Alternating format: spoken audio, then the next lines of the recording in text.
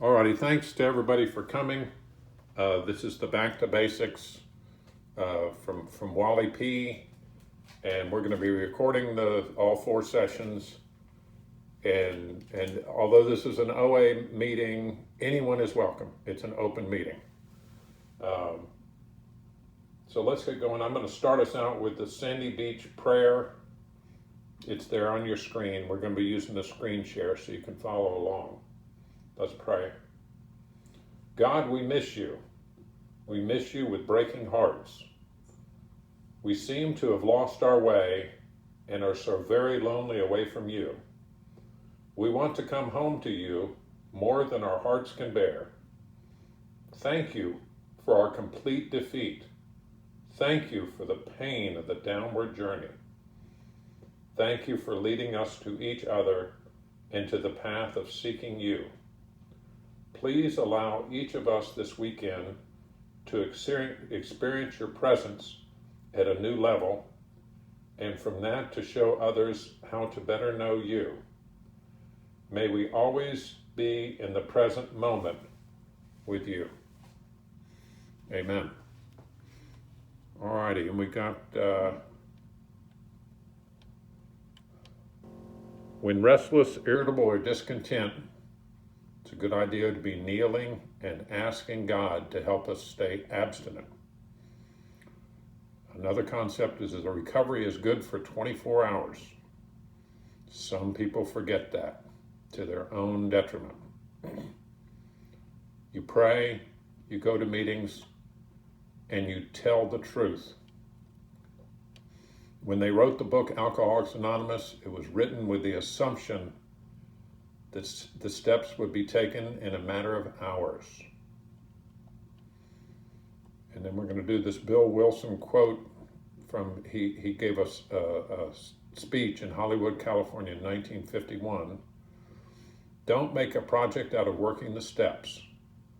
Go through your day being the sort of person you would like to be, trying to help someone else, making sure you don't hurt anyone.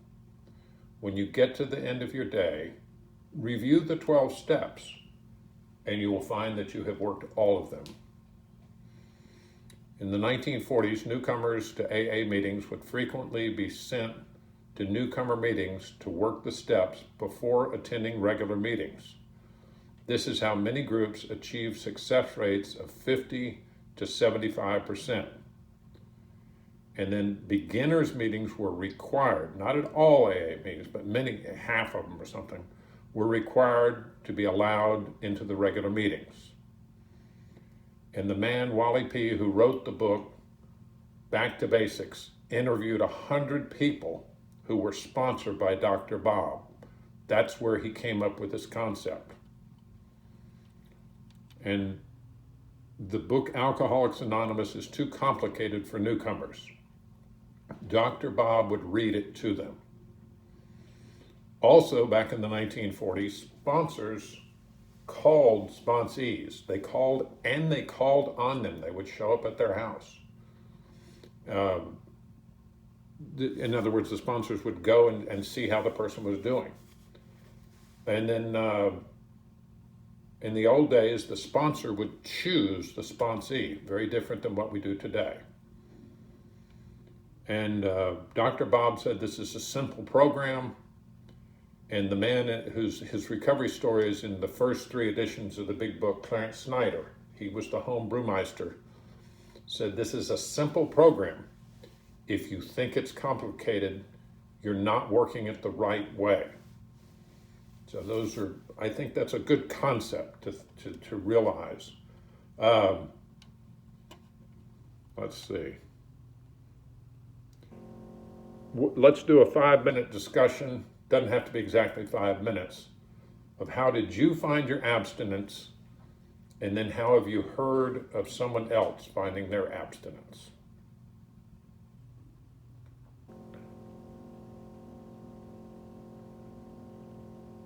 I'll start out and tell how I found my abstinence. I was in a meeting. And it was the Saturday morning meeting, April the 7th of 2016, here in Knoxville.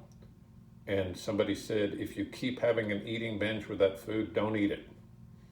And the scales fell off my eyes, and I realized that I'm a compulsive overeater, that there's certain foods that I cannot eat.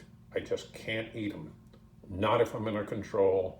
It talks in the book Alcoholics Anonymous, if you can't stop from starting, and once you start, you have little control over how much you drink, you're probably an alcoholic. And in our program, if there's certain foods that you cannot stop from starting, and then once you start eating them, you have little control over how much you eat, you're probably a compulsive overeater. Anybody else?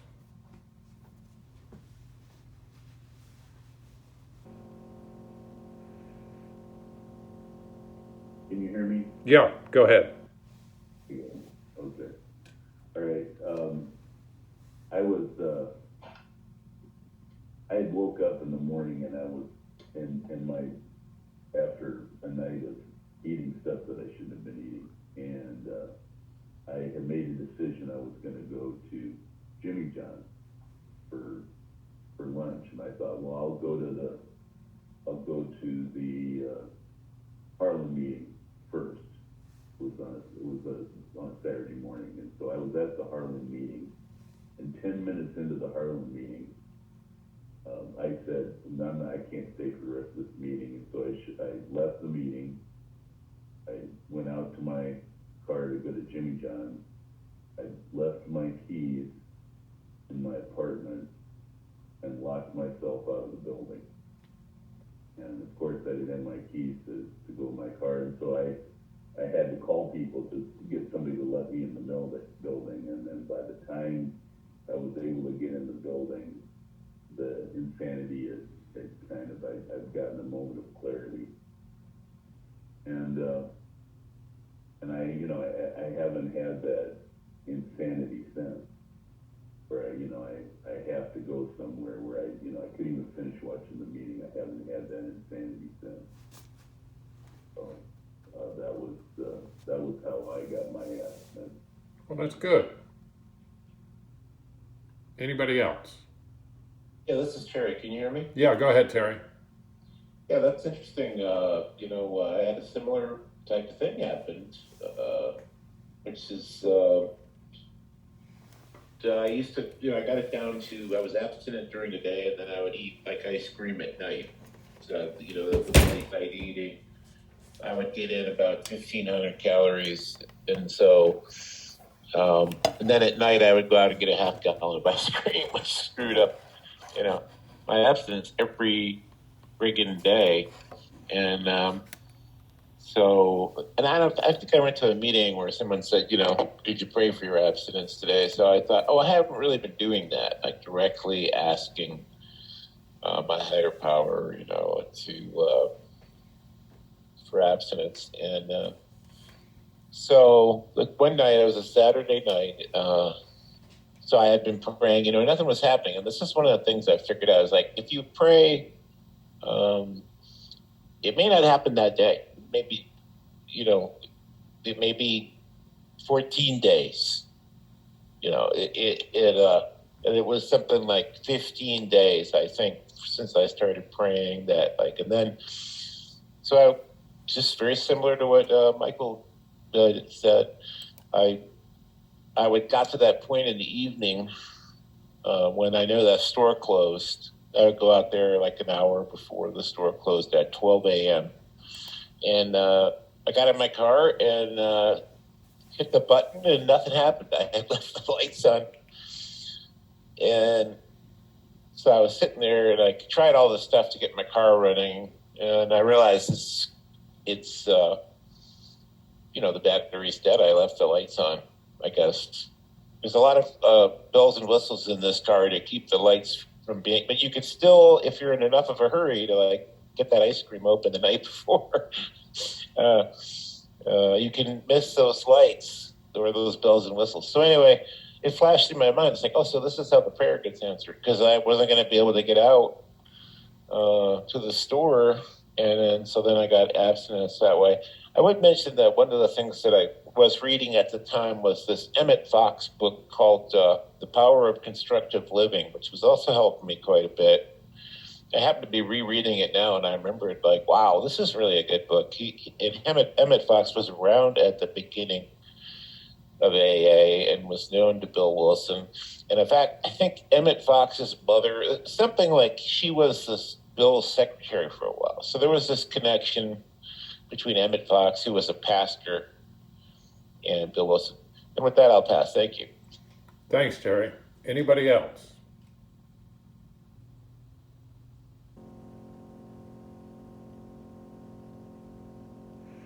I can tell a couple more. I've heard several cases of people, they prayed, and because they prayed, they were relieved of the obsession to eat. I've heard that one numerous times. And then I've heard a couple cases of people that their sponsor said, I want you to pray on your knees. And they fought it for a long time. It's when they got on their knees and prayed to God for help. That's when they were relieved of the obsession to eat. Now that doesn't mean that they never did any more step work or they never didn't keep going to meetings, but that's when they. And then there are other people, of course, I'm sure you all know that you can have a spiritual awakening. I know a woman here in Knoxville that she mentioned the fact that she didn't have an experience, she just slowly moved into it, and that's fine. I think more people have the slower spiritual awakening than have the experience. Anybody else?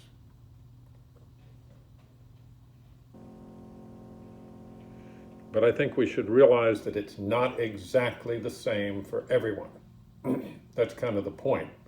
That different things happen to different people, but if you hear of someone else doing something and that worked, my sponsor actually was abstinent before her first meeting. She went in, she was ready. It was white knuckle, but she was abstinent before her first meeting. All righty. Now we're going to do a 5-minute discussion of health problems associated with being overweight or anorexia or bulimia or poor nutrition. Anybody have any thoughts with the health problems that we can suffer if we have any of these problems? Well, I can only talk about my experience with health problems. The first shock was I was diagnosed with type 2 diabetes. But I mean, I've had other problems. I've had high blood pressure for over 20 years, and that again is related to my overeating. I have I have edema in my legs, discoloration that still stays with me today. The edema is not as bad. The last time I checked it, my legs are in really good shape compared to what they were. And so those are some of the things that I've experienced with my overeating. Thanks, Michael. Anybody else? Hi, I'm Rose. I'm an overeater. Hey, Rose. I've had both of my knees replaced in the last year. So that is probably the biggest thing. But I've also experienced the hypertension. I take a couple blood pressure pills and get the swelling in my legs and it just kind of makes it harder to get around, and as you get older, it takes a toll. Yeah, I can identify with that. I remember one of my most vivid memories of being 100 pounds overweight. When I was 54 years old, I got up to 310 pounds. It was hard to get up off the couch because I was so fat. I didn't like it. And then I do heating and air. I especially noticed it when I was in a crawl space or working in an attic. Hard to get around. Those ladders I would go up to get into an attic clearly set a weight limit of 225 pounds. And by the time you add in my toolbox, I surely was carrying 340 pounds up that ladder. Not good. Not good. My understanding is you have an increased chance of cancer, heart attack, Alzheimer's, diabetes, and then of course the joint problems, the knee replacements, the hip replacements, things that they're discussions I don't want to have with my doctor. And of course, we're not really a medical show here or anything, but I will say that there are certain discussions you don't want to have with your doctor. Like, are we going to amputate the foot or the whole leg? Bad things, going blind. Anybody else? Oh, and of course, we didn't talk about the anorexia. You don't nourish your body. You do horrible things to your body. The people with the bulimia, it tears up their teeth. Frequently, a dentist is the first one to recognize bulimia. And if your nutrition is poor, not good. It's not good. Can I speak, Rick? Sure. Oh, yeah, definitely. This is Terry, compulsive overeater. So, well, just an aside on the high blood pressure, I had that too. And I remember going to the doctor, and I said to the doctor, if I lose, I got up to 340, and I'm a 100-pounder. I've been able to maintain that. So after I got down to a more normal weight, well, I just want to say, when I was sitting there at the weight of 340, I asked my doctor, if I lose the weight, will my blood pressure be corrected? And he just looked at me and he goes, no. So I didn't really believe him. And I after I lost the weight, my blood pressure did go back to normal, as well as my blood sugar. So there's that. And then the other thing is, this is just one little thing I like to throw in, that I almost got into an accident because I was driving. And well, first of all, I have actually received a ticket in New York State for driving while eating. And the officer said I was distracted, and so pulled me over. Actually, he didn't give me a ticket; he pulled me over and warned me. But so after that, I noticed that a second time I was trying to open a package of gum while driving, and I almost got in an accident. I was trying to open it with my teeth and looking down and tearing at the package. It's diet gum, and so then I did some research on it, and it turns out that even though I've been in OA meetings where people kind of cast shade on alcoholics for getting into accidents, it turns out that eating while driving is one of the top 3 or 4 causes of accidents. And they have a whole bunch of articles about that if you do research on it, meaning that if, as a compulsive overeater, I'm more likely to eat while driving. And one of the most obvious examples of that is dropping coffee in your lap, because that has caused a lot of accidents. And but also just dropping any kind of food. I've dropped food and you start brushing it off your legs and all that stuff. That's just as bad as texting while driving. Anyway, I pass. Thank you. Thanks, Terry. Thanks. That was, I didn't even think of that. The fact of you're stuffing your face while you're driving, that's distracted driving. That's very bad. Anybody else?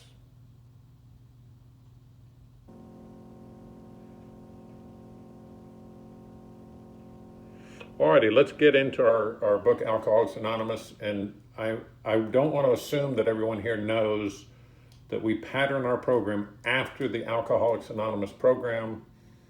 We use the book, Alcoholics Anonymous, and our agreement with the AA people is that we read the big book as it's written. We do not change it around. Now, when you're doing your personal stuff, you can change it all you want. But in a meeting, we read the book as written. Would somebody like to start us out with the We of Alcoholics Anonymous? It's XIII in the book Alcoholics Anonymous. Michael, go ahead.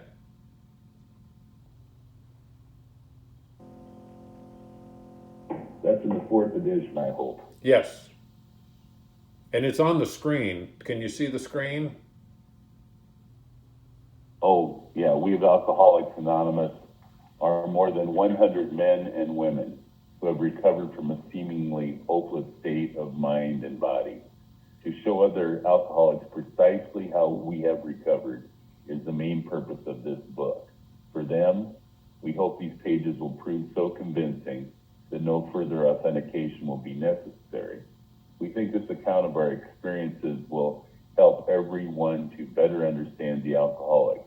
Many do not comprehend that the alcoholic is a very sick person, and besides, we are sure that our way of living has advantages for all. We are not an organization in the conventional sense of the word. There are no fees or dues whatsoever. The only requirement for membership is an honest desire to stop drinking.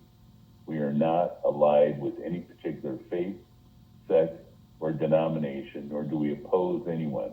We simply wish to be helpful to those who are afflicted. Thanks, Michael. Any discussion on that?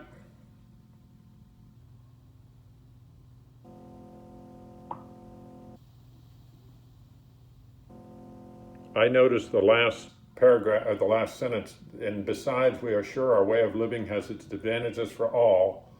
That would bring us in, the compulsive overeater. Yeah, I like this quote because it reminds me that there is no gurus in AA and OA, and that there, even though people may present themselves as such, it's really not the case. And I pass on that. Thanks.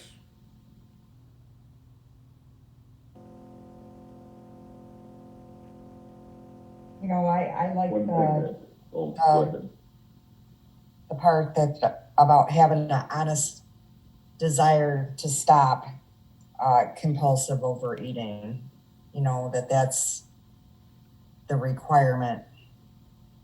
I don't know. That's what stuck out for me. Yep. AA got rid of that in 1958. It's now just a desire to stop drinking. Get rid of the Which is actually funny. That was the point that I was going to make. That was too high. But I'm sorry, Michael. I rained on your parade. That's all right. No problem. There are no fees or dues whatsoever.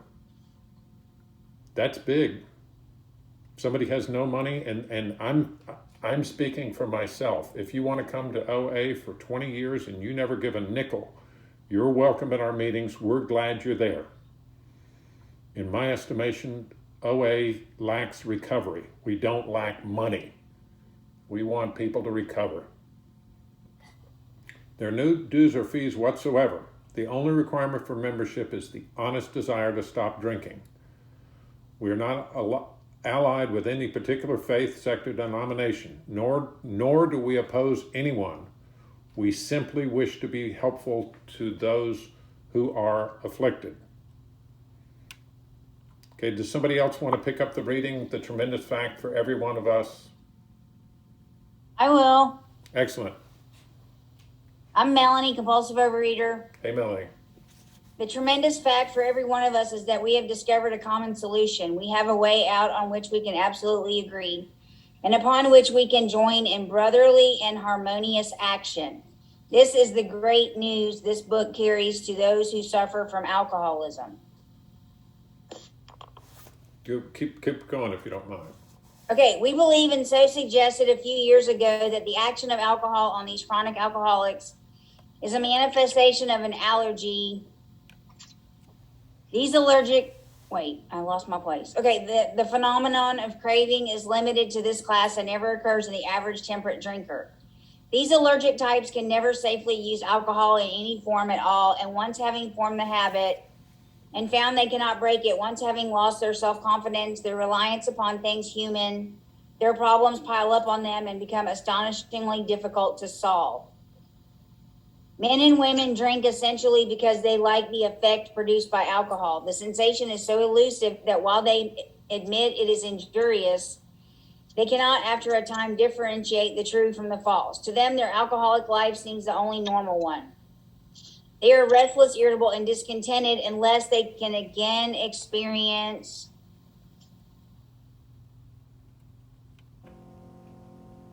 the sense of ease and comfort which comes at once by taking a few drinks which they see others taking with impunity. After they have succumbed to the desire again, as so many do, and the phenomenon of craving develops, they pass through the well-known stages of a spree, emerging remorseful with a firm resolution not to drink again. This is repeated over and over, and unless this person can experience an entire psychic change, there is very little hope of his recovery. On the other hand, and strange as this may seem to those who do not understand, once a psychic change has occurred, the very same person who seemed doomed, who had so many problems he despaired of ever solving them, suddenly finds himself easily able to control his desire for alcohol. The only effort necessary being that required to follow a few simple rules. Excellent. Excellent. Thanks, Melanie. Any comments on that reading? Well, I'm Melanie. I'm a compulsive overeater. Hey, Melanie. Thanks for coming. Hey, so, yeah, I mean, what I was going to say, can you go back up to page 4? Like, it's amazing how this was describing alcoholics, but if I insert the word food and compulsive overeating, it totally describes me and my disease. Totally describes me. You know, manifestation of an allergy, the phenomenon of craving.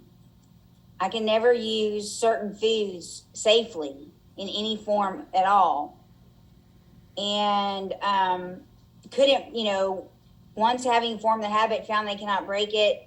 I mean, and I wrote about this yesterday in my OA journal. Yesterday's For Today was talking about those who forget the past are doomed to repeat it.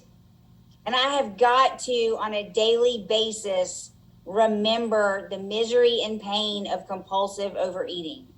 I have to remember that on a daily basis. I cannot forget.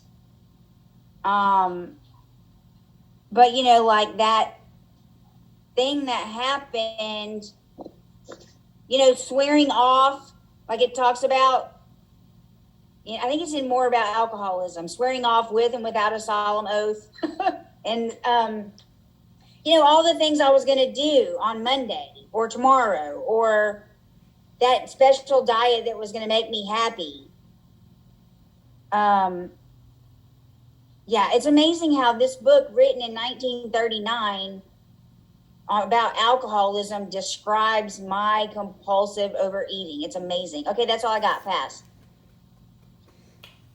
I'm wanting to comment on the line that says the phenomenon of craving limited to this class and never occurs in the average temperate drinker. That's, in my mind, a very important point. Never occurs in the average temperate drinker. I have thoughts about food that normal eaters don't have.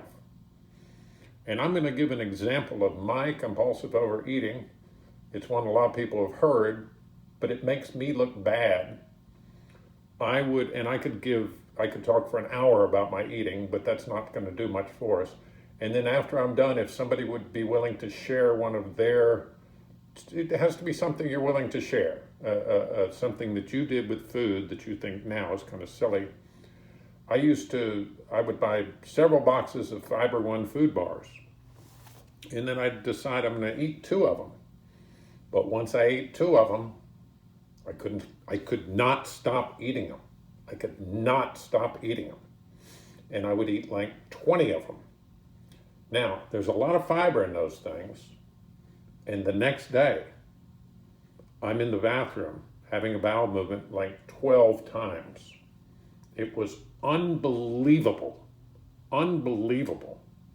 But understand that I was thinking in my diseased mind, oh, fiber's good for me. These are nutritious bar. I can eat these, but not that many. No normal eater would do it the first time. And I say I might have done it 20 different times. I don't have normal thoughts about food. I'll pass, and does somebody else want to share one of their eating experiences?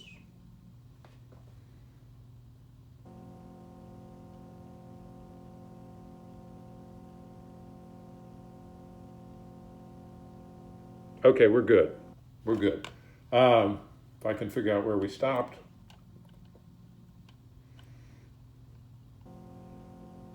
Did we do the required to follow a few simple rules? Yes, that's where we stopped. Okay, would somebody else like to pick up the reading at these and all these and many others? Somebody want to read? I will. Excellent. All these and many others have one symptom in common. They cannot start drinking without develop the phenomenon of craving.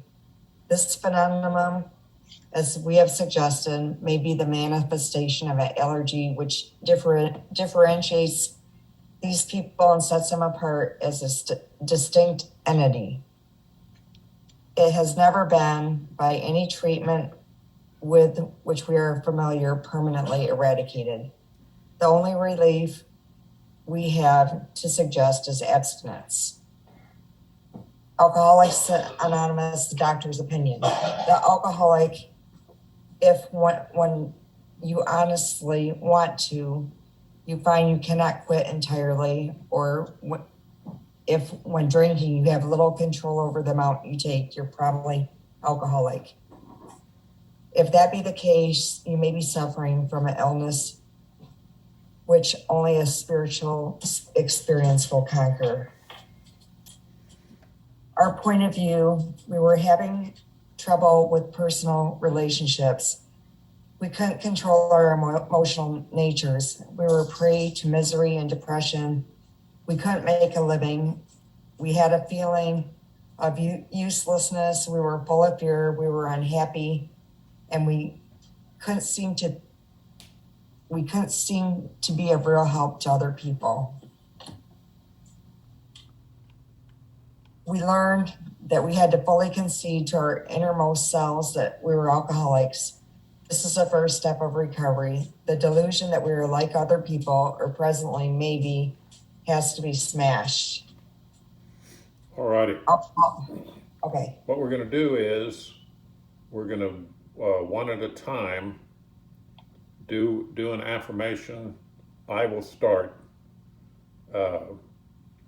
My name is Rick, and I am powerless over my binge foods. My life has become unmanageable. My name is Terry.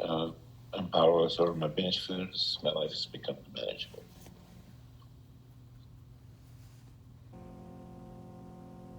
Hi, my name is. Oh, sorry. Go ahead. My name is Rose. I am powerless over my binge foods. My life has become unmanageable. My name is Vita, and I am powerless over binge foods. My life has become unmanageable.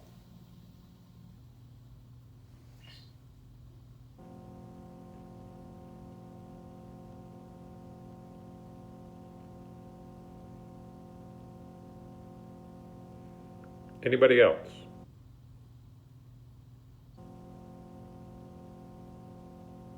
My name is Melanie. I am powerless over my binge foods. My life has become unmanageable, and I'm a compulsive overeater.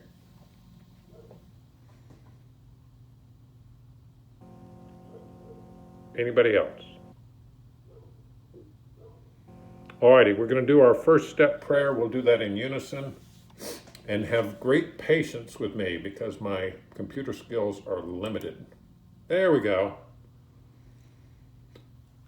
Prayer. Dear Lord, Dear Lord, help me to see and admit that I'm powerless over my compulsive overeating.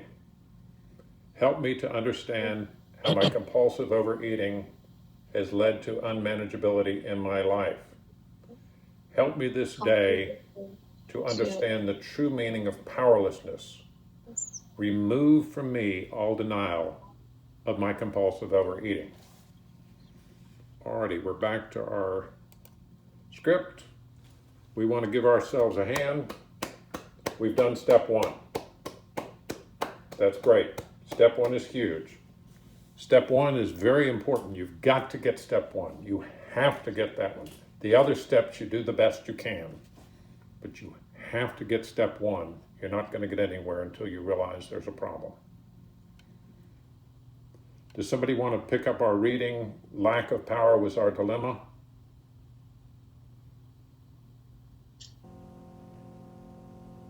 I'll read. Lack of power was our dilemma.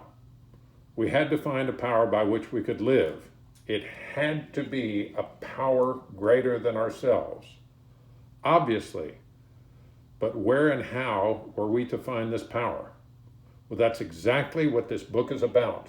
Its main object is to enable you to find a power greater than yourself, which will solve your problem. This means we have written a book which we believe to be spiritual as well as moral. It means, of course, that we are going to talk about God. Actually, we were fooling ourselves, for deep down in every man, woman, and child is the fundamental idea of God. It may be obscured by calamity or pomp, by worship of other things, but in some form or other, it is there. For faith in a power greater than ourselves and the miraculous demonstrations of that power in human lives are facts as old as man himself. We finally saw that faith in some kind of a God was part of our makeup, just as much as the feeling we have for a friend. Sometimes we had to search fearlessly, but he was there. He was as much a fact as we were. We found the great reality deep down within us. In the last analysis, it is only there that he may be found. It was so with us. We can clear the ground a bit if our testimony sweeps away prejudice, enables you to think honestly, encourages you to diligently search within yourself. Then, if you wish, you can join us on the broad highway. With this attitude, you cannot fail. The consciousness of your belief is sure to come to you. That's big. With this attitude, you cannot fail. The consciousness of your belief is sure to come to you. Yes, we of agnostic temperament have had these thoughts and experiences. Let us make haste to reassure you. We have found that as soon as we are able to lay aside prejudice and express even a willingness to believe in a power greater than ourselves, we commence to get results, even though it was impossible for any of us to fully define or comprehend that power, which is God. Much to our relief, we discovered we did not need to consider another's conception of God. Our own conception, however inadequate, was sufficient to make the approach and to effect contact with him. As soon as we admitted the possible existence of a creative intelligence, a spirit of the universe, underlying the totality of things, we began to be possessed with a new sense of power and direction, provided we took other steps. We found that God does not make too hard terms to those who seek him. To us, the realm of the Spirit is broad, roomy, all-inclusive, never exclusive or forbidding to those who earnestly seek. It is open, we believe, to all men. That's huge. It is open, we believe, to all men. When therefore we speak to you of God, we mean your own conception of God. This applies to other spiritual expressions which you find in this book. Do not let any prejudice you may have against spiritual terms deter you from honestly asking yourself what they mean to you.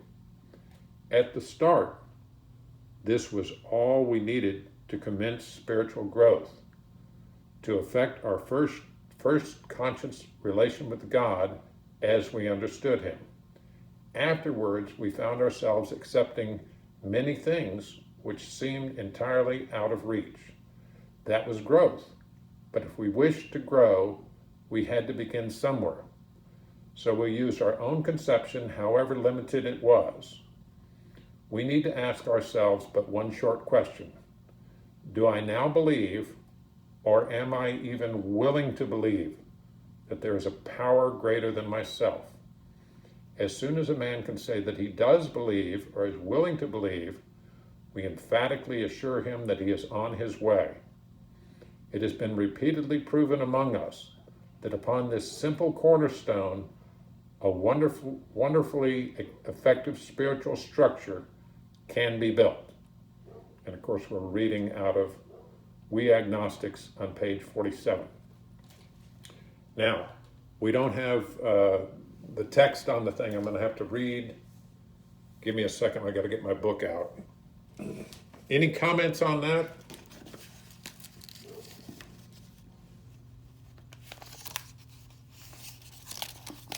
I'm Melanie, compulsive overeater. So I guess what I was thinking about when you were reading that is just that, you know what, I just showed up at meetings and tried not to like get anxious about, do I believe in God? You know, do I have a higher power? I just kept showing up at meetings, got a sponsor, and started working the steps. And then eventually my relationship with a higher power developed. Pass. Excellent. Anyone else?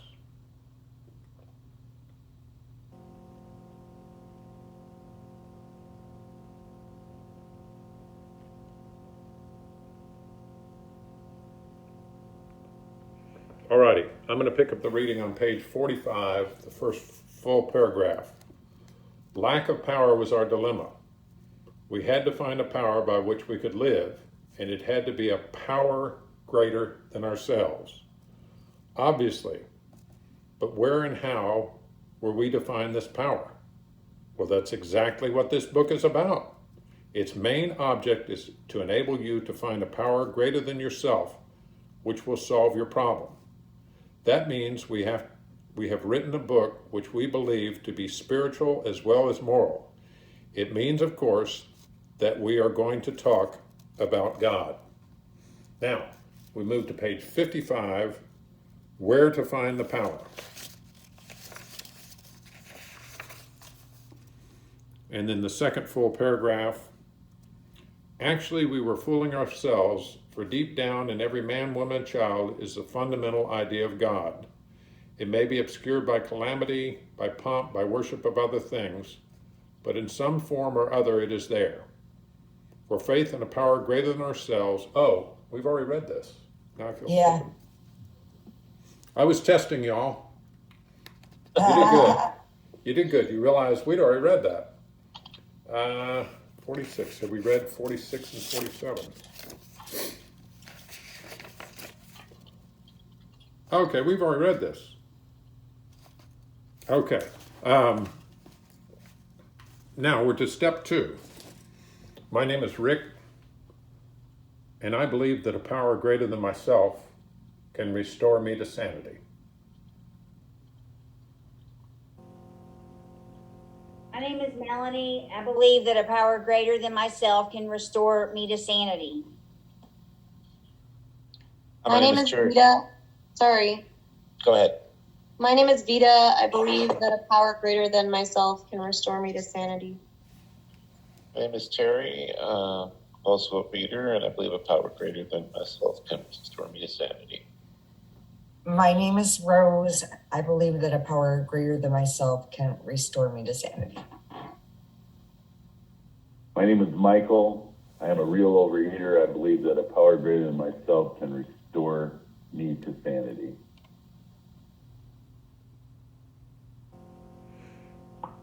Alrighty, now we're going to go to our second step prayer. We'll do that in unison.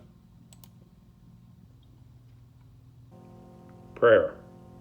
Heavenly Father, I'm having trouble with my personal relationships. I can't control my emotional nature.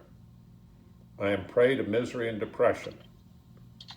I can't make a living. I feel useless. I am full of fear. I am unhappy. I can't seem to be of real help to others.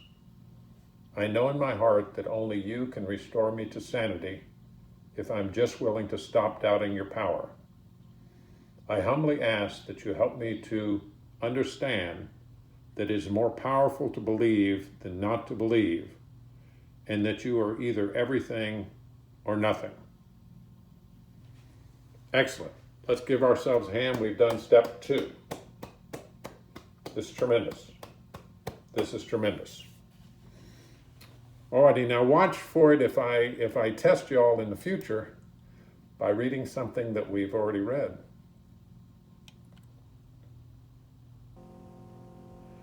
Does somebody want to pick up our reading with the first requirement is that we be convinced? I will. The first requirement is that we be convinced that any life run on self-will can hardly be a success. On that basis, we are almost always in collision with something or somebody, even though our motives are good. Alcoholics Anonymous, page 60. Selfishness and self-centeredness. That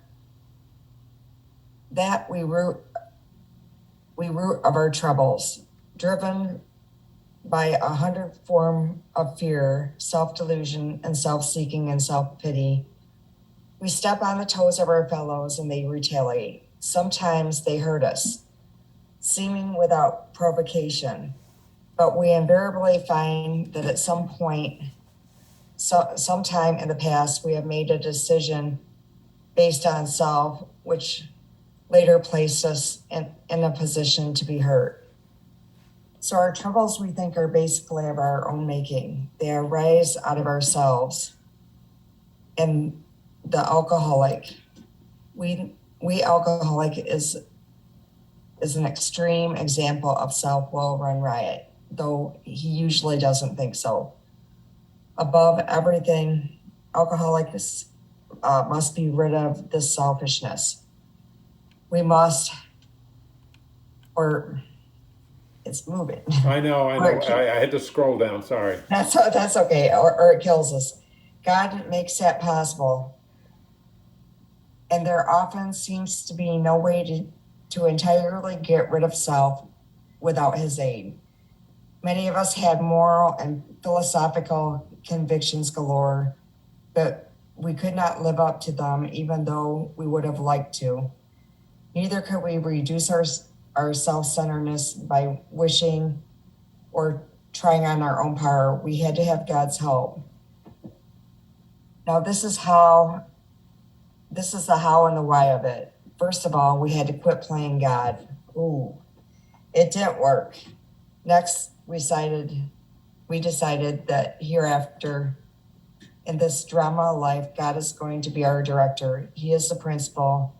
We are his agents. He is the father. We are his children. Most good ideas are simple. And this concept was the keystone of the new and triumphant arc through which we pass to freedom. Alrighty, thank you. Thank you, that was great. Somebody else want to pick up the reading for a little bit?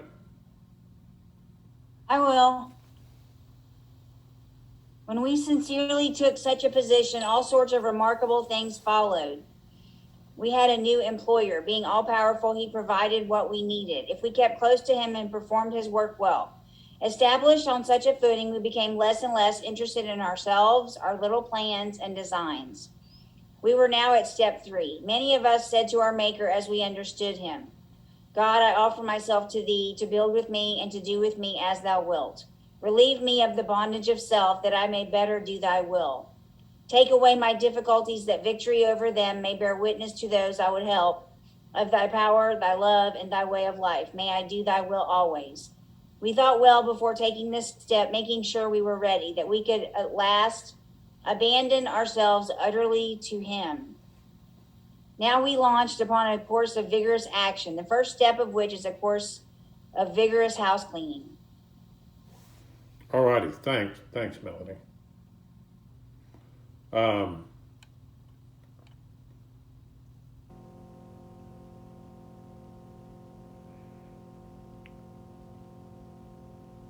When I did the Back to Basics workshop, it was an AA group. They suggested that you pray, attend meetings, and tell the truth. So I think we're down to, we're going to do the third step prayer in unison.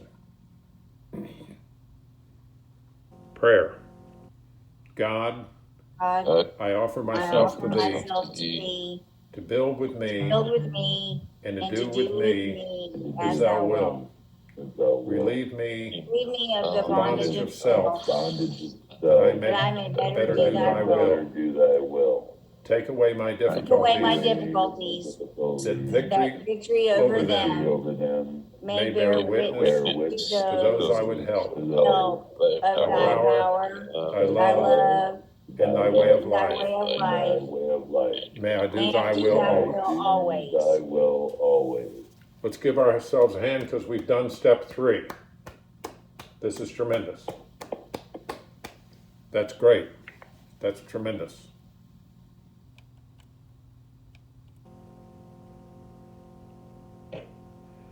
Does somebody want to pick up the reading with, though our decision was a vital and crucial step? I can do it. Though our decision was a vital and crucial step, it could have little permanent effect unless at once followed by strenuous effort to face and to be rid of the things in ourselves which had been blocking us. Our liquor was but a symptom. We had to get down to causes and conditions. Therefore, we started upon a personal inventory. This was step 4.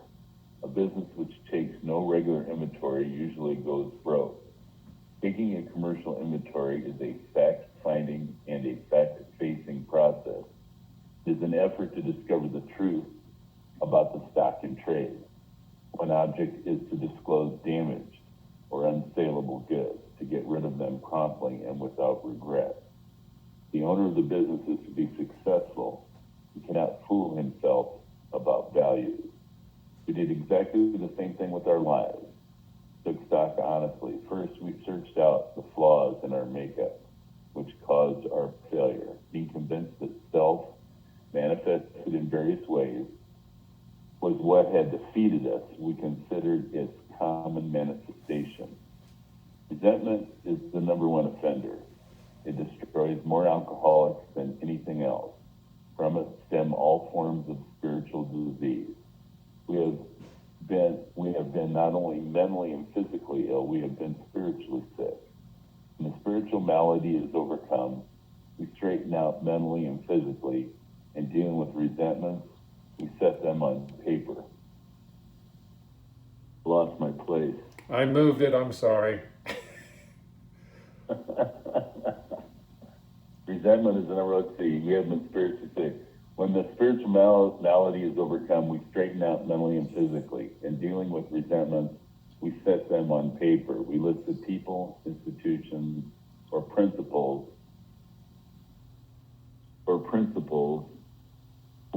with whom we were angry. We asked ourselves why we were angry. In most cases, it was found that our self-esteem, our pocketbooks, our ambitions, our personal relationships. We reviewed our fears thoroughly. We put them on paper, even though we had no resentment in connection with them. We asked ourselves why we had them. Wasn't it because self-reliance failed us? Self-reliance was good as far as it went, but it didn't go far enough. Some of us once had great self-confidence, but it didn't fully solve the fear problem or any other. When it made us cocky, it was worse. Keep going. No, we'll let you Reviewed pass. our own Go ahead. Okay. Go ahead. Keep reading. Keep reading. Okay. We reviewed our own contact over the years past, where we had been selfish, dishonest, or inconsiderate. Whom had we hurt? Did we unjustifiably arouse jealousy, suspicion, or bitterness? Where were we at fault? What should we have done instead? We got this all down on paper and looked at it. Whatever our ideal turns out to be, we must be willing to grow toward it. We must be willing to make amends. Where have we done harm provided that we do not bring still more harm in so doing. Michael, that's great. And that was page 68, Okay. 69 in the book Alcoholics Anonymous. Does somebody else want to read? I don't mind to read. I just think y'all get tired of me reading everything. I'll read. This is Terry, and I do want to make a little announcement, which is that go ahead. I put the link to this document in the chat. I hope it works. I've just got Dropbox, so I'm not entirely confident in using it, but I put the document in my Dropbox. So if you click on that link, you might be able to pull up your own copy of this document and change the view size, which is what I had to do to be able to read. And so if that doesn't work, we'll just put a note in the chat, because we're going to try and make it so that this document, is accessible to people. Terry, let me jump in. If somebody wants this document, if you'll put your email in the chat, that way we could actually just send it to you. What I'm saying is, if that link works, they should just click on it and they get the document. We're good to go. Remember, I'm technically challenged. You don't got to do anything if the clicking works. So anyway, Yay. I'll read. Suppose we fall short of the chosen ideal and stumble. Does this mean we're going to get drunk? Some people tell us so, but this is only a half truth. Depends on us and our motives. If we are sorry for what we have done and have the honest desire to let God take us to better things, we believe that we will be forgiven and have learned our lesson. If we are not sorry and our conduct continues to harm others, we are quite sure to drink. We are not theorizing. These are facts out of our experience. To sum up about sex, we earnestly pray for the right ideal, for guidance in each questionable situation, for sanity, and for the strength to do the right thing. If sex is very troublesome, we throw ourselves the harder into helping others. We think of their needs and work for them.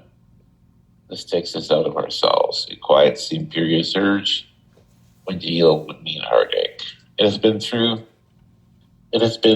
but if we have been through about our personal inventory, we have written down a lot. We have listed and analyzed our resentments. We have begun to comprehend their futility and their fatality.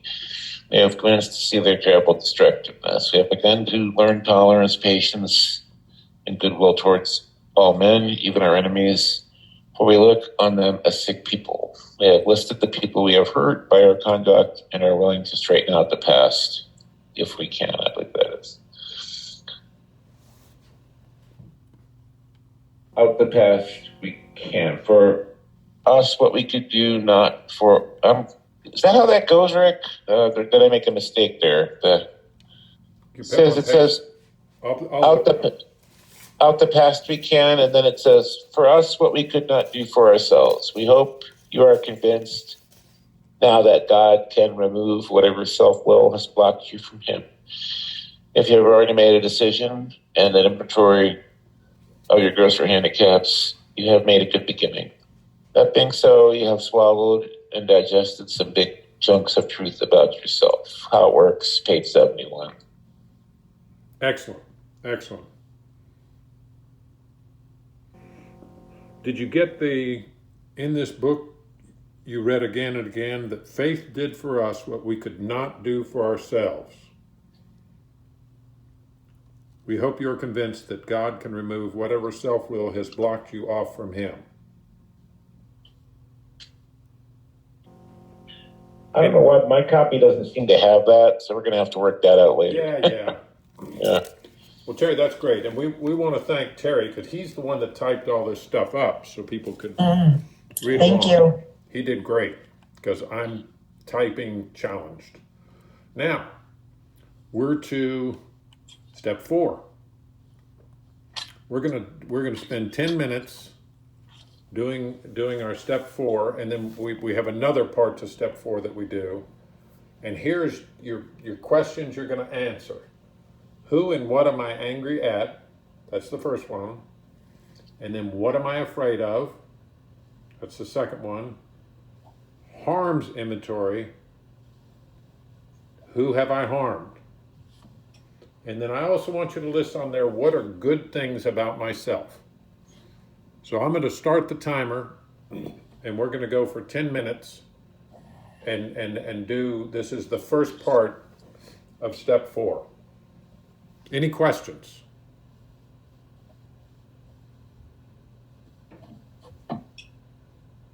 Alrighty, we're going to go for 10 minutes on this, and there's no wrong way to do it. The only wrong way to do this is to do nothing.